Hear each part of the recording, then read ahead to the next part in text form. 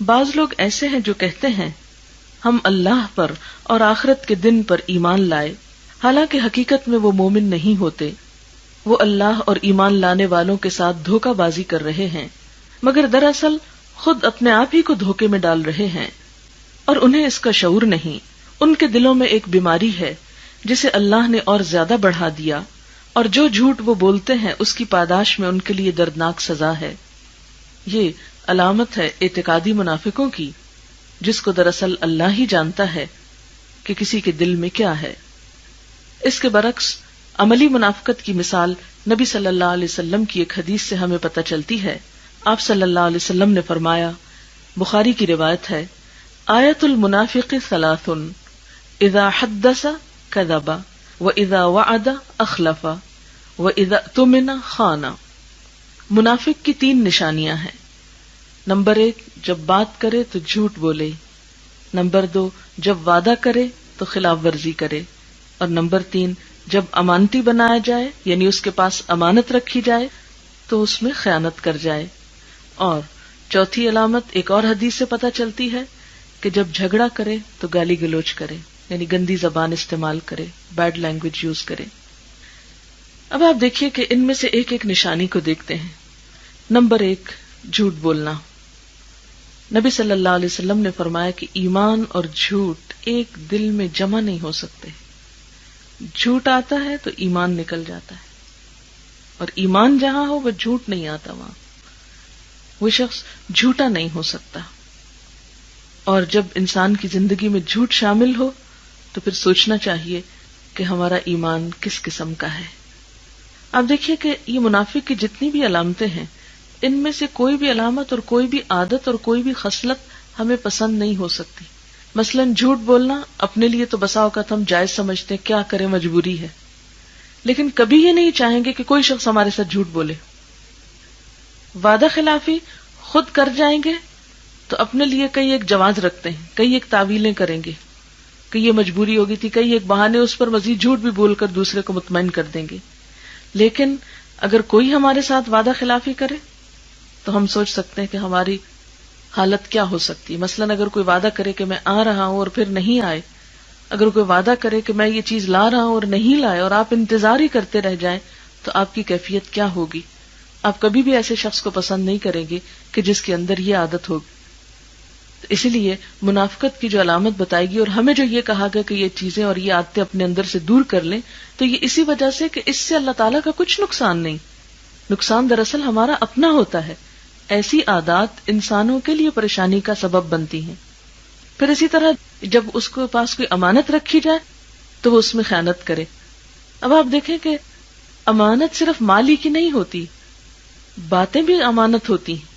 بعض اوقات کوئی شخص یہ کہتا ہے کہ میں بات اپنی آپ سے ڈسکس کرنا چاہتا ہوں، بس یہ کہ آپ آگے نہیں کسی کو بتائیں، یا یہ کہ کسی کے پاس کوئی مال یعنی پیسے یا کسی چیز کی شکل میں بھی کوئی امانت رکھوا سکتا ہے، تو اس صورت میں بھی یہ دیکھنا چاہیے کہ ہم اس امانت کا کیا کرتے ہیں۔ بعض لوگ اس کی پرواہ نہیں کرتے، اس چیز کو گم کر دیتے ہیں، اس چیز کو ضائع کر دیتے ہیں، وعدہ کر کے بات کو بھلا دیتے ہیں، یا یہ کہ اس کو جس چیز سے منع کیا گیا تھا کہ دوسرے کو نہ بتایا جائے وہ اس کو کھلے عام بتا دیتے ہیں۔ تو یہ چیز بھی منافقت کی علامت میں شامل ہو جاتی ہے۔ قرآن پاک میں اللہ تعالیٰ فرماتے ہیں واللہ یشہد ان المنافقین لکاذبون، اللہ گواہی دیتا ہے کہ یہ منافق قطعی جھوٹے ہیں۔ پھر اسی طرح ہم دیکھتے ہیں کہ قرآن کریم میں جہاں منافقت کا ذکر ہوا ہے، ساتھ ہی وہاں پر اللہ کو بہت کم یاد کرنے کا ذکر آیا ہے کہ منافق جہاں جھوٹ بولتے ہیں وہاں ان کی ایک اور بہت اہم علامت یہ ہے کہ وہ اللہ کا ذکر نہیں کرتے، اللہ کو یاد نہیں کرتے۔ مثلا سورۃ النساء میں آتا ہے وَلَا يَذْكُرُونَ اللَّهَ إِلَّا قَلِيلًا، وہ اللہ کو بہت تھوڑا یاد کرتے ہیں۔ ایک اور جگہ پر آتا ہے یا ایھا الذین آمنوا، اے لوگو جو ایمان لائے ہو، لا تلہکم اموالکم ولا اولادکم عن ذکر اللہ، اے لوگو جو ایمان لائے ہو، تمہارے مال اور اولادیں تمہیں اللہ کی یاد سے غافل نہ کریں۔ تو گویا منافقت کے علاج کے لیے کیا ضروری ہے؟ کثرت سے ذکر الہی۔ پھر اسی طرح منافق کی علامت جو جھوٹ بولنا بتائی گئی، تو اس کے لیے یہاں تک احتیاط کرنے کی ضرورت ہے کہ کسی کو ہنسانے کے لیے اور مذاق کرنے کے لیے بھی جھوٹ نہ بولا جائے. نبی صلی اللہ علیہ وسلم نے فرمایا اس آدمی کے لیے تباہی ہے جو باتوں باتوں میں اس لیے جھوٹ بولتا ہے کہ لوگوں کو ہنسائے، اس کے لیے ہلاکت ہے، اس کے لیے ہلاکت ہے. یعنی انسان دوسروں کو خوش کرنے کے لیے اپنی ہلاکت مول نہ لے. اچھا، اس سے کیوں منع کیا گیا؟ حالانکہ آپ سوچتے ہوں گے کہ کسی کا دل خوش کرنا بھی تو بہت بڑی نیکی ہے. ہاں، بہت بڑی نیکی ہے اور اس کے کئی ایک طریقے ہو سکتے ہیں، لیکن جھوٹ بولنے کا طریقہ استعمال نہیں کیا جا سکتا. کیوں؟ آپ کو وہ چرواہے کی کہانی بچپن سے پڑھائی گئی ہوگی اور آپ سب نے سن رکھی ہوگی کہ جس میں ایک چرواہا بکریوں کو چراتا ہے اور روز شور مچاتا ہے، شیر آیا شیر آیا، اور گاؤں والے دوڑتے ہیں اس کی مدد کے لیے. وہ ہنسنے لگتا ہے کہ نہیں، میں تو مذاق کر رہا تھا. اور ایک دن حقیقت میں شیر آ گیا اور اس نے شور مچایا تو کوئی اس کے پاس نہیں پہنچا اور بالآخر اس کی موت آ گئی، یعنی شیر نے اس کو ہڑپ کر لیا. اب آپ دیکھیں کہ چھوٹی سی کہانی، اگرچہ یہ منافقت کی علامت کے طور پر تو نہیں پڑھائی جاتی ہمیں، لیکن ایک مشہور کہانی ہے. اس چھوٹی سی کہانی سے سبق یہی ملتا ہے کہ جھوٹ چاہے مذاق میں ہی کیوں نہ ہو، انسان کے اپنے ہی لیے نقصان دہ ہو سکتا ہے. پھر اسی طرح لڑائی جھگڑے میں گالی گلوچ کرنا، یہ بھی منافقت کی علامت ہے. نبی صلی اللہ علیہ وسلم نے فرمایا کہ جب منافق جھگڑا کرتا ہے تو گالی دیتا ہے. گالی دینا جو ہے یہ انسان کے اپنی عزت اور وقار کے بھی خلاف ہے، انسان کی شخصیت کو نمایاں کرتا ہے.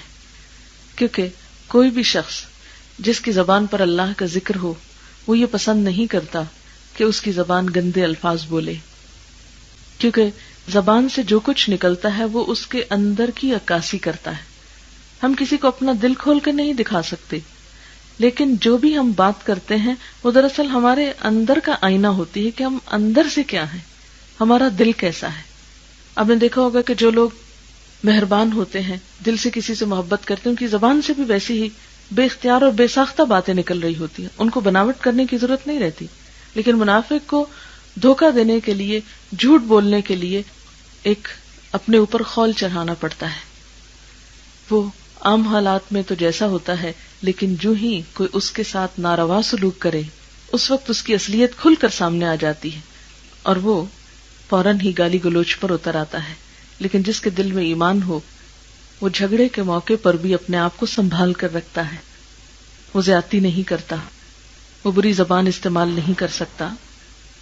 پھر اسی طرح قرآن پاک میں منافق کی ایک اور علامت یہ بتائی گئی کہ وہ عبادت میں سستی کا مظاہرہ کرتے ہیں، یعنی عبادت کا کوئی شوق نہیں ہوتا ان کو.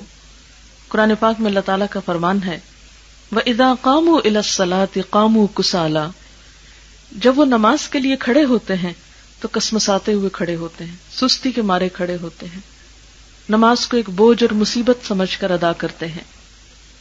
حضرت اسود بیان کرتے ہیں میں نے حضرت عائشہ رضی اللہ تعالی عنہا سے دریافت کیا کہ حضور اکرم صلی اللہ علیہ وسلم تہجد کے لیے کس وقت اٹھتے تھے. حضرت عائشہ فرماتی ہیں کہ جب مرغ اذان دیتا تو آپ بیدار ہو جاتے، پھر فرماتی ہیں کہ آپ اچھل کر اٹھتے، یعنی سستی کے مارے نہیں اٹھتے تھے، نماز کا جب وقت ہوتا تو ایک دم اٹھ جایا کرتے تھے. اور یہاں پر یہ نہیں کہا گیا کہ آپ تہجد کے لیے اٹھ کر جاتے، بلکہ یہ بتایا گیا کہ تہجد کے لیے ایک دم اچھل کر اٹھتے تھے، یعنی جو ہی ان کے کان میں اذان کی آواز آتی تو فوری طور پر اپنا بستر چھوڑ دیتے تھے. اب ہم اپنے آپ کو دیکھ سکتے ہیں کہ فجر کی اذان ہوتی ہے تو ہمارا حال کیا ہوتا ہے. اول تو یہ کہ اذان کی آواز ہی کم سنائی دیتی ہے، اور اگر الارم لگا دیں اذان کی بجائے تو بھی ہم اس کو بند کر کے پہلو بدل کے پھر سو جاتے ہیں اور کم ہی اٹھنا گوارا کرتے ہیں. کبھی کبھار تم فجر کی نماز قضا ہو سکتی ہے، لیکن ایک عادت اور روٹین کے طور پر ایک سچے مومن کی قضا نہیں ہو سکتی.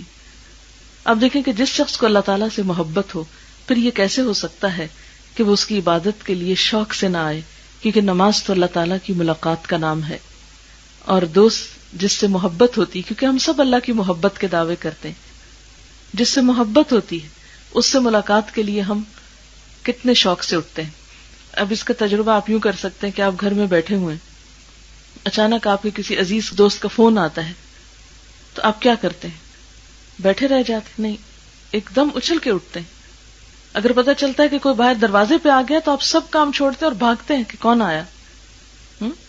اور خصوصی طور پر اگر کسی ایسے شخص کا پتہ چلے کہ جس سے دلی تعلق ہو، قلبی اٹیچمنٹ ہو، تو اس کے لیے آپ کتنے شوق کے ساتھ والہانہ طور پر آگے بڑھیں گے. اسی طرح جس شخص کو واقعی سچی اللہ تعالیٰ سے محبت ہو، پھر ہو نہیں سکتا کہ نماز کا وقت ہو اور پھر وہ ادھر ادھر ٹال مٹول کر کے سستی کر کے نماز کی طرف جائیں. اسی لیے علامہ اقبال نے کہا تھا، کس قدر گراں تم پہ صبح کی بیداری ہے، ہم سے کب پیار ہے نیند تمہیں پیاری ہے. یعنی اگر اللہ تعالیٰ سے پیار ہو تو پھر تم سو نہیں سکتے، کیونکہ محبت کرنے والے نیند جیسی چیز آسانی سے قربان کر سکتے ہیں.